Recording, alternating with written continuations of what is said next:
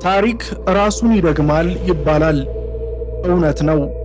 ነገር ግን በመጽሐፍ ቅዱስ ገጾች ውስጥ ስንመለከት ታሪክ የሚደገመው በዘፈቀደ ክስተት ሳይሆን በአስደናቂ መለኮታዊ ንድፍ ነው። ዓለማችን ብዙ ጀግኖችን አስተናግዳለች።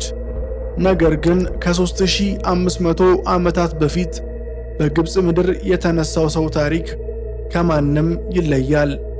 ይህ ሰው ባህርን ከፍሏል። በምድረ በዳ የእስራኤልን ሕዝብ መርቷል። ከእግዚአብሔር ጋር እንደ ሰው ፊት ለፊት ተነጋግሯል። ይህም ታላቁ ነቢይ ሙሴ ነበር። ነገር ግን የዚህ ሰው ሕይወት የራሱ ታሪክ ብቻ አልነበረም። ሙሴ ወደፊት ስለሚመጣው ዓለምን ስለሚቀይረውና የሰው ልጅ ታሪክ በሙሉ ስለሚጠቀልለው ስለ ኢየሱስ ክርስቶስ የተሳለ ታላቅ ንድፍ ነበር። በዚህ ቪዲዮ በእነዚህ ሁለት ታላላቅ ማንነቶች መካከል ያለውን እጅግ አስደናቂ የሆነ የቁጥር፣ የታሪክና የመንፈሳዊ ተልዕኮ አንድነት በጥልቀት እንመረምራለን። ጥላው አካሉን እንዴት እንደመሰለ ስትመለከቱ የእግዚአብሔር ጥበብ ያስደንቃችኋል። እስከ መጨረሻው አብራችሁን ቆዩ።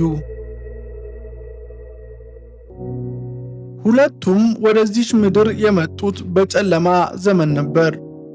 እስራኤላውያን በግብፅ ባርነት ትከሻቸው እስኪላጥ ድረስ በሚሰሩበት ዘመን ሙሴ ተወለደ። ከ1500 ዓመታት በኋላ ደግሞ እስራኤል በሮማውያን የብረት ቀንበር ስር ወድቃ በምትጮህበት ዘመን ኢየሱስ ተወለደ። ነገር ግን የባሰ ነገር መጣ። ፈርዖን እስራኤላውያን መብዛታቸውን ሲያይ ለስልጣኑ በመፍራት አንድ ጨካኝ አዋጅ አወጣ። ወንድ ሕፃናት ሁሉ ወደ አባይ ወንዝ ይጣሉ፣ ይገደሉ አለ። ዘመናት አለፉ። በይሁዳ ምድር ደግሞ ሄሮድስ የተባለ ሌላ ጨካኝ ንጉሥ ተነሳ። እርሱም በተመሳሳይ የአይሁድ ንጉሥ ተወልዷል ሲባል በመደንገጥ በቤተልሔም ያሉ ሕፃናት እንዲጨፈጨፉ አዘዘ። ይህ በአጋጣሚ የሆነ አይደለም። ክፋት ሁልጊዜም አዳኝ ሲመጣ ይረበሻል። ነገር ግን የእግዚአብሔር ዕቅድ አይገታም። ሙሴ በውሃ ላይ ተንሳፎ ከሞት አመለጠ። በፈርዖን ቤት አደገ። ኢየሱስም በሌሊት ጨለማ በእናቱ እቅፍ ወደ ግብፅ ምድር ተሰደደ። ማቴዎስ ወንጌላዊው ይህንን አስደናቂ ትስስር ሲገልጽ ነቢዩ ሆሴዕ ልጄን ከግብፅ ጠራሁት ያለውን ቃል ይጠቅሳል። ልብ በሉ፣ ሁለቱም አዳኞች ከሞት አፋፍ ተርፈው ለሕዝባቸው ቤዛ ለመሆን ተዘጋጁ። ታሪኩ የሚቀጥለው በመተው ነው። ሙሴ የፈርዖን የልጅ ልጅ ነበር። የግብፅን ጥበብ የተማረ ሥልጣንና ክብር የነበረው ልዑል ነበር። ነገር ግን መጽሐፍ ቅዱስ እንደሚለው ሙሴ የፈርዖን የልጅ ልጅ መባልን በእምነት እምቢ አለ ይለናል። ምክንያቱም ወገኖቹ በባርነት ሲሰቃዩ በቤተ መንግሥት መኖር አልቻለም። የወገኖቹን መከራ ለመካፈል ከዙፋኑ ወረደ። ሐዋርያው ቅዱስ ጳውሎስ ለፊልጵስዩስ ሰዎች ሲጽፍ እንዲህ አለ። እርሱ በእግዚአብሔር መልክ ሲኖር የባሪያን መልክ ይዞ በሰው ምሳሌ ሆነ። ኢየሱስ የሰማይን ዙፋን የመላእክትን ምስጋና ተወ። የሰውን ሥጋ ለብሶ ወደዚህች መከራ ወደ ሞላባት ምድር ወረደ። ልዩነታቸው ሙሴ የምድርን ቤተ መንግሥት ተወ፣ ኢየሱስ ግን የሰማይን ክብር ተወ። ሙሴ ባሪያዎችን ለማዳን ወደ ታች ወረደ፣ ኢየሱስ ግን ኃጢአተኞችን ለማዳን ከሰማይ ወረደ። በምድረ በዳ በሚቃጠለው ቁጥቋጦ ውስጥ ሙሴ የእግዚአብሔርን ስም ጠየቀ። እግዚአብሔርም እኔ ያህዌ ያለና የሚኖር ነኝ ሲል መለሰ። ዘመናት አልፈው ኢየሱስ በመጣ ጊዜ ኢየሱስ አይሁድን ያስደነገጠ ቃል ተናገረ። አብርሃም ሳይወለድ እኔ አለሁ አለ። በቁጥቋጦ ውስጥ የተገለጠው አምላክ አሁን በሥጋ ተገልጦ በመካከላቸው ቆሞ ነበር። በመጽሐፍ ቅዱስ ውስጥ ቁጥሮች ዝም ብለው አይጻፉም። ቁጥር 40 በሁለቱ መሪዎች ሕይወት ውስጥ ወሳኝ ምዕራፍ ነው። እስራኤላውያን በምድረ በዳ ለ40 ዓመታት ተጉዘዋል። ሙሴ ሕጉን ለመቀበል በሲና ተራራ ለ40 ቀናት ቆይቷል።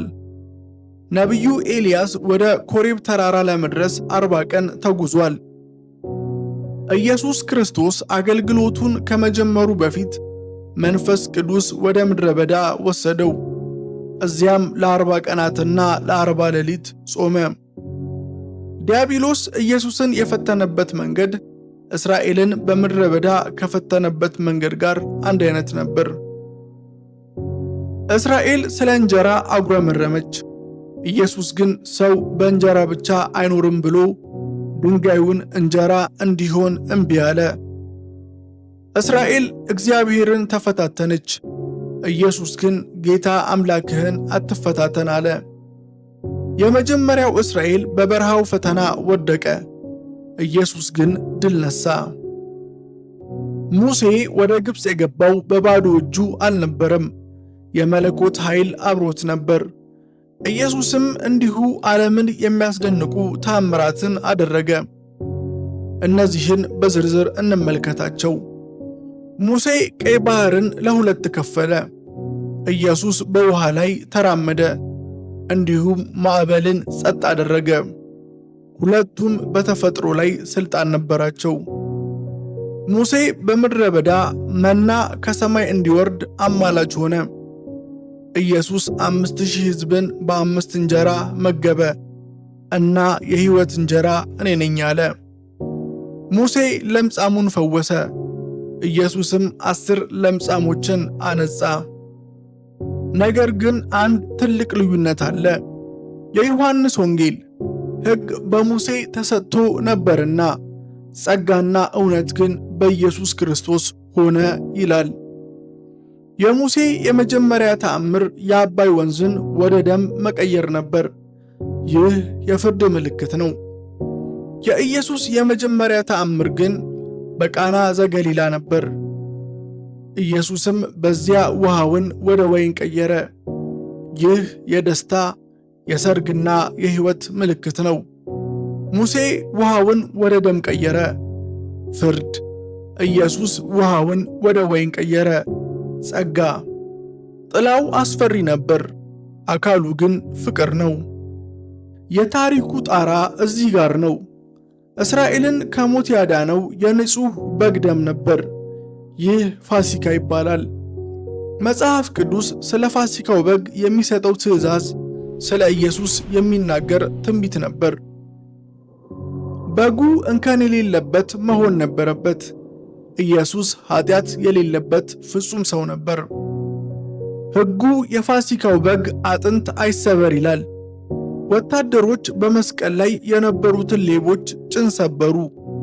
ወደ ኢየሱስ ሲመጡ ግን ቀድሞ እንደ ሞተ አይተው አጥንቱን አልሰበሩም።